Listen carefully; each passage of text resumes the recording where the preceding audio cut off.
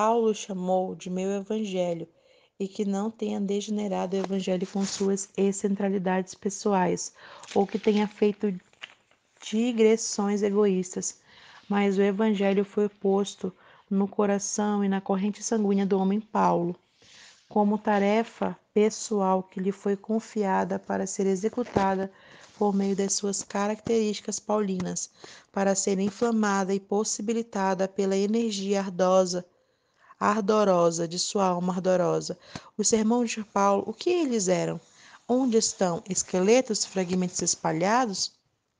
Sem rumo, sem um mar de inspiração, mas o homem Paulo, maior de seus sermões, vive para sempre, em plena forma, traços e estrutura, quando forma a igreja com a mão. A pregação não é senão uma voz. A voz no silêncio morre, o texto é esquecido, o sermão devanece na memória, o pregador vive. O sermão não consegue se elevar acima do homem, usando as forças que lhe dão vida. Homens mortos pregam sermões mortos. Os sermões mortos matam. Tudo depende do caráter espiritual do pregador. Debaixo da dispensação judaica, o sumo sacerdote usava um diadema de ouro com letras compostas por joias. Santidade ao Senhor, entre aspas. Então, cada pregador no ministério de Cristo precisa ser moldado e adotar como viga-mestre esse mesmo lema.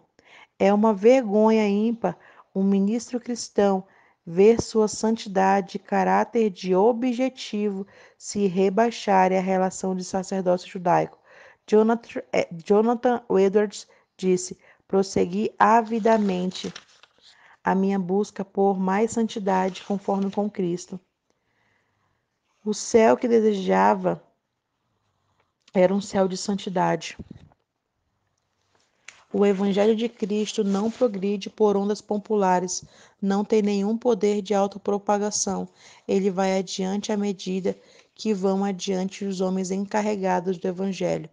O pregador precisa personificar o Evangelho. Suas características divinas e mais diferenciadas precisam estar corporificadas nele. O poder do constrangimento que o amor tem deve estar no pregador com uma força arrojada, excêntrica, inteiramente sob comando e indiferente de si mesma.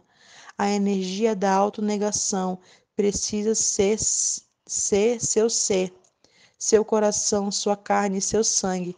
Deve prosseguir como um homem entre homens, vestido de humildade, subsistindo a sua mansidão, prudente como uma serpente, inofensivo como uma pomba, os vínculos de um servo com o espírito de um rei que se porta de maneira elevada, real e independente, tendo a simplicidade, a doçura de uma criança. O pregador precisa lançar-se de todo o abandono de uma fé perfeita, que se esvazia de si mesma, de um zelo autoconsumidor em sua obra pela salvação dos outros. Mártires compassivos, intrépidos e de coração terno devem ser os homens que pegam uma geração e dão a ela a forma de Deus. Se o tempo para servir for reduzido, e se forem pessoas que buscam posições, se forem pessoas que agradam ou temem os homens, se tiverem uma fé débil em Deus ou em sua palavra, se a negação se quebrar por qualquer fase do eu ou do mundo, essas pessoas não podem incumbir-se da igreja, nem palavras de Deus. A pregação mais aguçada e intensa do pregador deve ser ele mesmo. Sua obra mais difícil, delicada, laboriosa e completa deve ser consigo. O trabalho dos 12 discípulos foi a obra grandiosa, difícil e duradoura de Cristo. Os pregadores não são fabricantes de sermões, para mais fazedores de homens e fazedores de santos, e só está bem treinado para essas questões aquele que fez de si um homem santo, e não é de grandes talentos, grandes conhecimentos, nem de grandes pregadores, que Deus precisa, mas de homens grandes em santidades, grandes na fé, grandes no amor, grandes na fidelidade, grandes em favor, homens que sempre preguem sermões santos no púlpito com uma vida santa e daí resulta. Estes podem moldar uma geração para Deus. Seguindo essa ordem, formaram-se os primeiros cristãos. Eram homens de moldes sólidos, pregadores que seguiam um tipo celestial, heróicos, valentes, soldados e santos. Pregar com eles significa autonegação, autocrucificação, a ocupação grave e laboriosa de Marte. Eles se aplicaram de tal forma que foram consumidos de cuidados com a própria geração e formaram para Deus em seu ventre uma geração ainda por nascer. O homem que prega deve ser um homem que ora.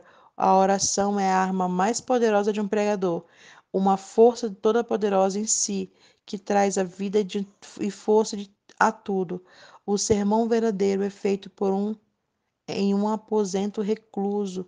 O homem de Deus, faz-se um aposento recluso. A vida e suas convicções mais profundas nasceram da comunhão secreta com Deus. A onerosa e lacrimosa agonia do seu espírito, suas mensagens mais sólidas e doces foram obtidas na solitude com Deus. A oração faz o homem, a oração faz o pregador, a oração faz o pastor. O púlpito destes dias é fraco em oração. O orgulho da aprendizagem levanta-se contra a dependência da oração humilde. É demasiadamente frequente a oração alcançar públicos apenas oficialmente. A execução de uma rotina de custo. A oração não é para o púlpito moderno. A força rigorosa é para a vida. Ou o ministério de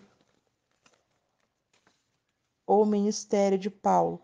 Todo pregador que deixa de ter uma oração como um fator de peso em sua vida e ministério é fraco na obra de Deus e fica sem poder se projetar por causa de Deus neste mundo. Fim do capítulo 1.